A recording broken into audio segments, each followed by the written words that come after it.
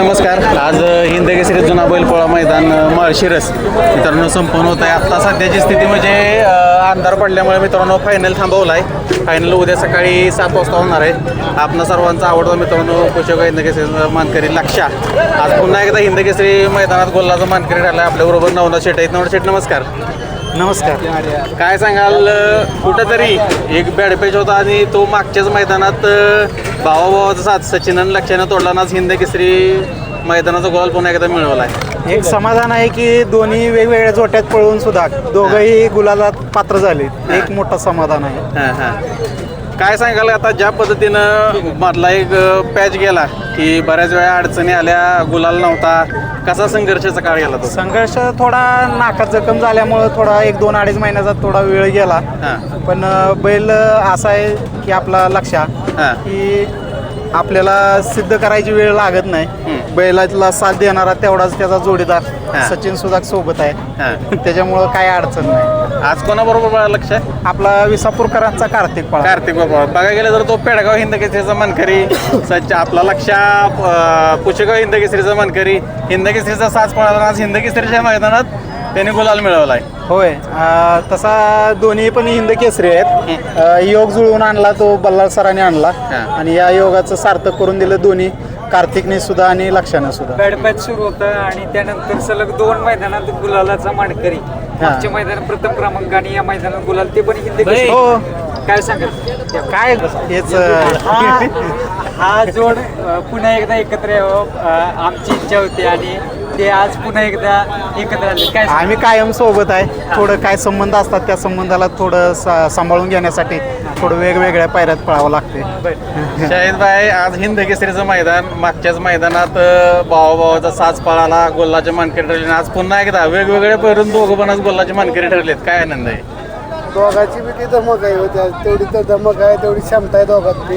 इतर बी जोट्यात म्हणजे निंदीवच्या जोट्यात पाहून ते गुलालात राहणारी म्हणजे आजच्या स्टार म्हणले तर दोन्ही लक्षा आणि सचिन दोन्ही स्टार म्हणून म्हणजे लहान वयापासून आज त्यांच्या आदत वयापासून ते हिरो आहेत आणि हिरोज राहणार. वेगवेगळ्या पैरात पाहून पण ती गुलालाला पात्र राहणार. शाहिद भाई, आजचा विजय जरा स्पेशल वाटतो कारण जरा थोड्याशा भावना अनावर झाली. आजचा खरा विजय म्हणलं तर आज काल गुरुपौर्णिमा झाली आणि गुरुपौर्णिमा म्हणलं तर आपण सर्जाला सचिनचा गुरु मानलेला आहे आणि आज कुठल्या ना कुठल्या माध्यमातून एकमेकाला आज गुलालाला हिंद केसरीचा मानकरी ठरलो. हे एकमेकासाठी एक कुठंतरी हे आहे आणि शिष्यानं शिष्याचं काम केलं आणि गुरुनं गुरुचं काम केलं. दोन्ही बैलगाडी मालकांचे पहिल्यांदा आभार मानतो कारण मागं ही जोडी पाहिली मागच्या मैदानामध्ये आणि प्रथम क्रमांक केला.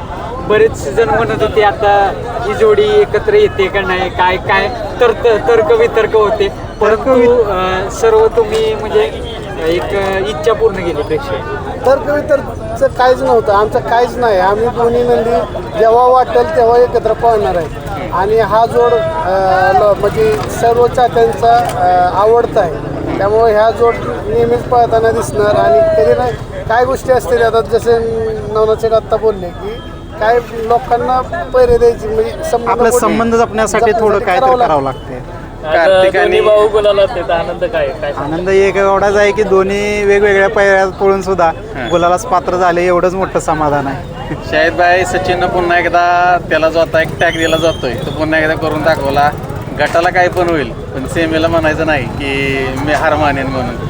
पुन्हा एकदा सिद्ध करून दाखवतो. त्याची ते काय म्हणायचं त्याची ते खासियतच आहे.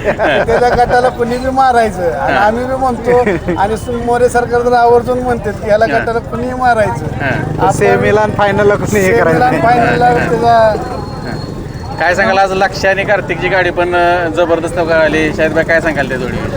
लक्षात घ्या दोन्ही आज चांगले म्हणजे पळणारेच आहेत आणि दोन्ही आता एक पेडगाव हिंद केसरी आहे, एक पुशेगाव हिंद केसरी आहे. त्यामुळं हे जोड तर काय छान. नवनाथ शेठ, ज्या पद्धतीनं जो आता लक्ष पहिल्या स्पीडमध्ये ज्या पद्धतीने पळत होता असा जवळपास सचिनच्या गाड्यामध्ये दोघं भाऊ पळालेत तेव्हापासून तो पहिल्यासारख्या जोशाने पुन्हा एकदा पळायला लागला आहे. ते खरंच आहे. एक जुळून आलेला म्हणजे मन मिळावं म्हणतात ना, एखाद्या संघ मन जोडून आलेलं आहे ते लक्ष आणि सचिन त्या जोडीला कदाचित एकत्र पळायचा योग येत नव्हता ना, आल्यानंतर त्यांनी ते सिद्ध करून दाखवलं की आम्ही भाऊ एकत्र पळल्यावर काय करू शकतो.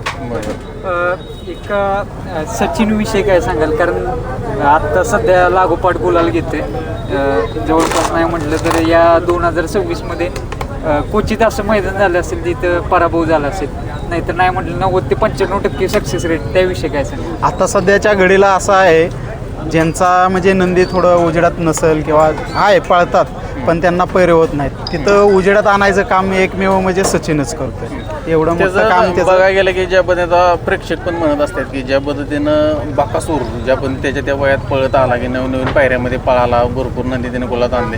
सचिनला त्याच पद्धतीने उपमा दिली जाते की बाकासूरच्या पाठीमागं एक असा नंदी आहे की नवनवीन पायऱ्यामध्ये पळून तो त्यांना गुलालात नेतोय.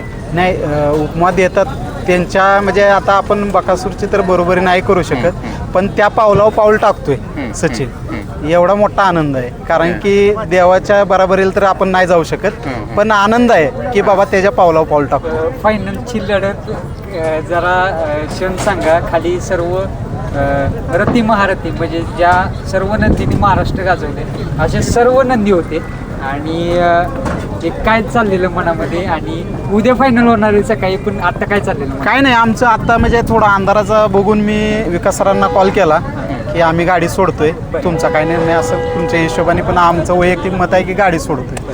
तसं झालं तोपर्यंत विकास सरांनी इथं थोडं अनाऊन्समेंटच केलं की निकाल उद्याच होते, म्हणजे फायनल उद्याच पळणार आहे.